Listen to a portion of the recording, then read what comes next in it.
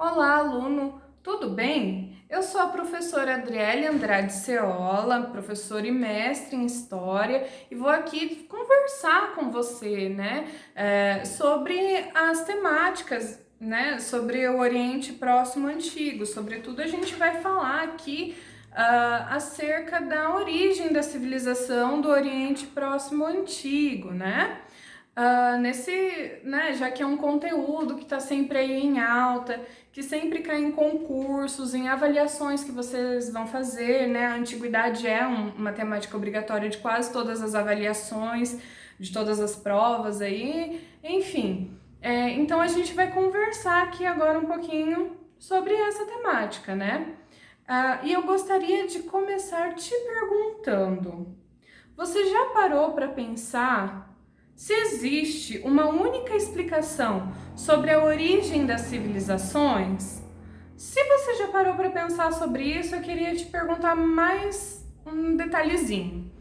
Você acha que é possível a gente bater o martelo e falar, não, foi por causa desses fatores que as civilizações surgiram, ou foi por causa de este único motivo que elas se estabeleceram ali, ainda mais quando a gente fala de Mesopotâmia, né?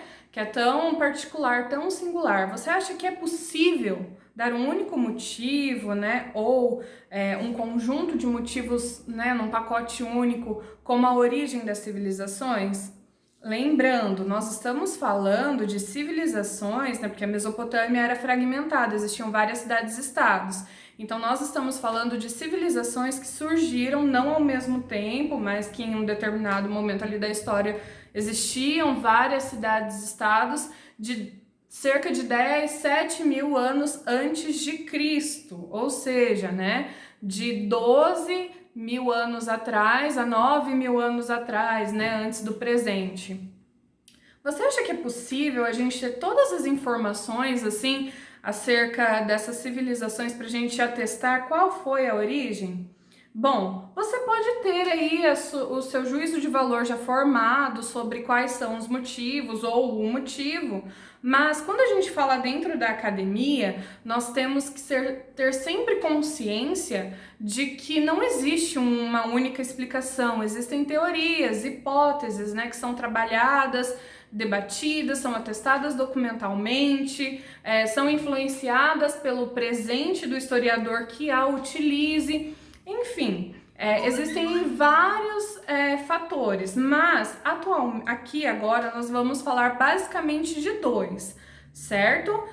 Primeiro, nós vamos falar sobre a hipótese causal hidráulica e depois nós vamos falar então sobre as teorias que são mais atuais, são um pouco mais aceitas dentro da academia atual, que estão vinculadas aos motivos culturais, identidade em comum, segurança, ou seja, considera alguns aspectos além da vida material. Então tá, para começar, a primeira teoria que eu mencionei aqui para vocês, ela é de vertente marxista, né, que é a hipótese causal hidráulica.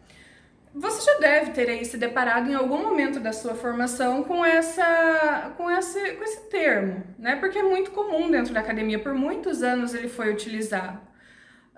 Então, o que essa teoria propõe, né? Ela acredita que as civilizações, elas se formaram única e exclusivamente pelos motivos hidráulicos.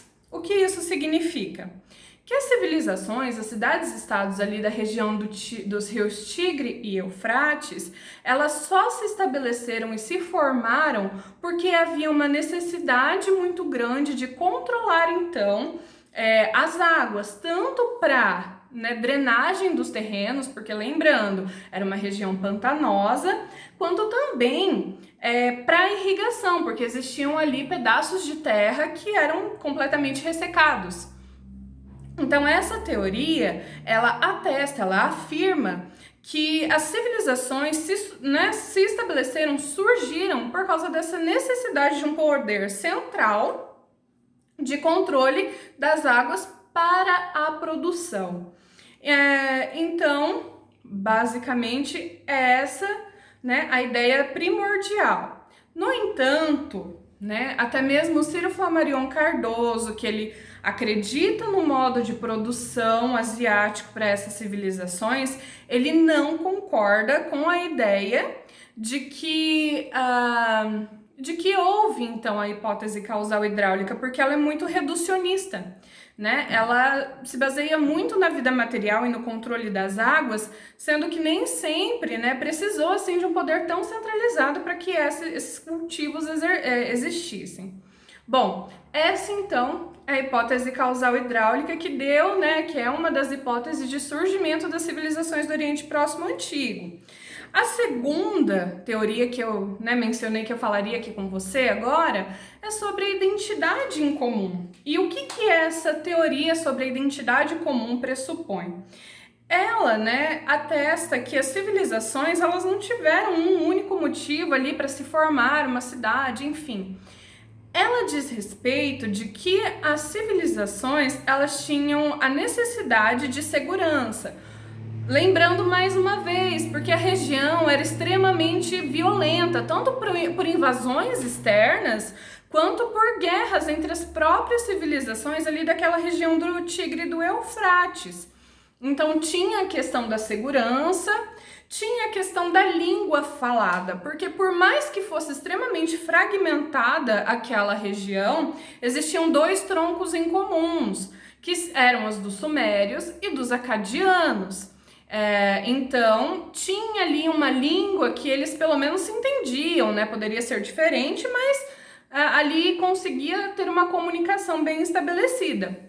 A religião. Cada cidade-estado possuía o seu deus, né? Ali, patrono da cidade. Mas eles acreditavam no panteão quase que em comum, assim. Todos acreditavam nos deuses ali dessa região. Podia não ser o líder, o patrono da cidade, mas eles acreditavam nesses deuses. Então, a religião era um fator de identidade em comum. O domínio bélico, né? Essas cidades poderiam ter sido também unificadas, né? Juntado, né? Em uma cidade-estado, né? As tribos, por dominação bélica, exclusivamente, porque uma tinha um exército maior do que a outra e fez um empreendimento e conseguiu, então, ali unificar esse poder. E, por fim, por questões políticas, pode ser por aquela diplomacia, né, por casamentos, enfim. Então, há uma série de fatores que falam sobre a origem das civilizações, certo? Eu espero que você tenha compreendido bem e sucesso!